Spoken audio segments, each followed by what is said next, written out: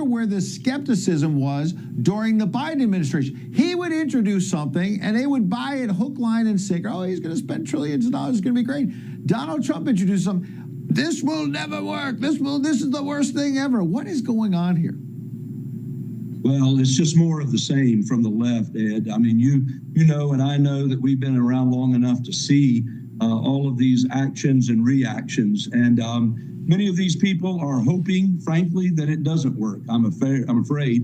And President Trump is simply fulfilling what he said he was going to do. I've said this time and again in interviews in recent days.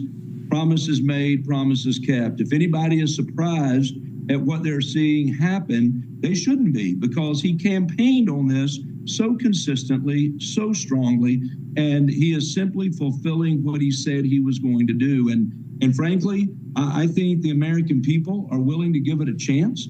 He explained that it was going to be some pain involved, perhaps, but I think we're going to see the impact in a positive way when all is said and done. Yeah, absolutely, Congressman. And the media in those clips, they never mention the trillions of dollars in investment. The president says it's somewhere between $5–6 trillion in investment pouring into America from companies like Apple and SoftBank. Hyundai saying they're going to make cars in Louisiana, not over in South Korea. And the president just told reporters a short time ago that the White House is getting calls from literally every country now saying, we want to make a deal. Is the media missing the art of the deal?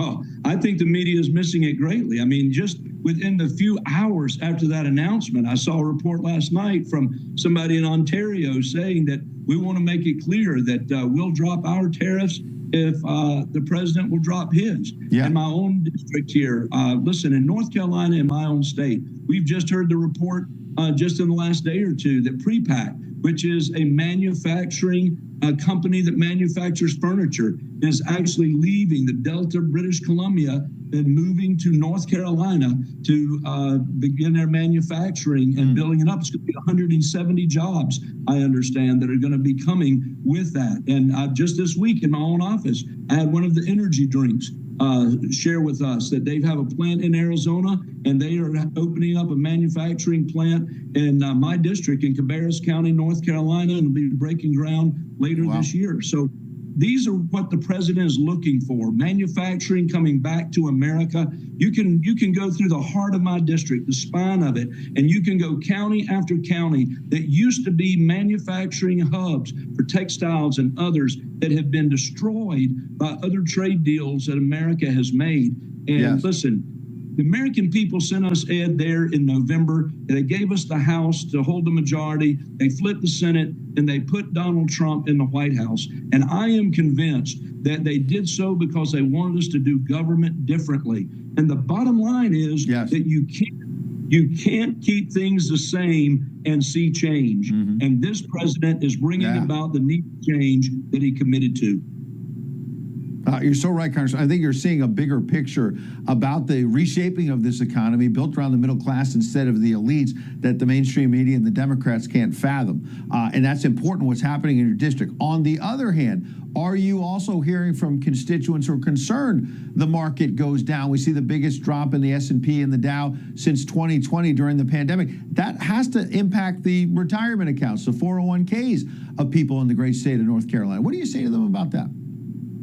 Well, I think all of us, we have seen ups and downs in the markets, not the first time. And granted, I think there is obviously the concern. People hold their breaths when these things come. We've also seen that the dip in the market becomes a great buying opportunity for folks that are in the market.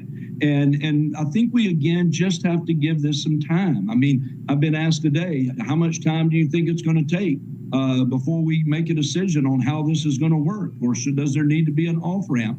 And I wish I had a crystal ball and could look in and see what the timing would be. But I think that when you look at what this president did in his first term, and you look at the principles that he put in place in the first term, and how we began to see this economy ramp up, and how it was running on all cylinders, and then, of course, we slammed into COVID in 2020 and faced those challenges. But it doesn't change the principles that President Trump put in place then, and it's principles that I believe he wants to put in place now. And I think the American people are willing to give him time to see them work. And I'm hopeful that they Yeah. are. Listen, we all believe in free trade. We want free trade. But this president has recognized that we've got to first have fair trade. And we have been on the losing stick for far too long. And he's trying to level the playing field. Yeah, great points. The president himself said in the Rose Garden that the elites are going to be upset about this, but the elites have been wrong for the last 30 years on every single trade deal. So there's a point there that I think buttresses exactly what you're saying. Congressman Mark Harris, great state of North Carolina. Appreciate your time. Thanks for briefing us, sir. Great to be with you, Ed.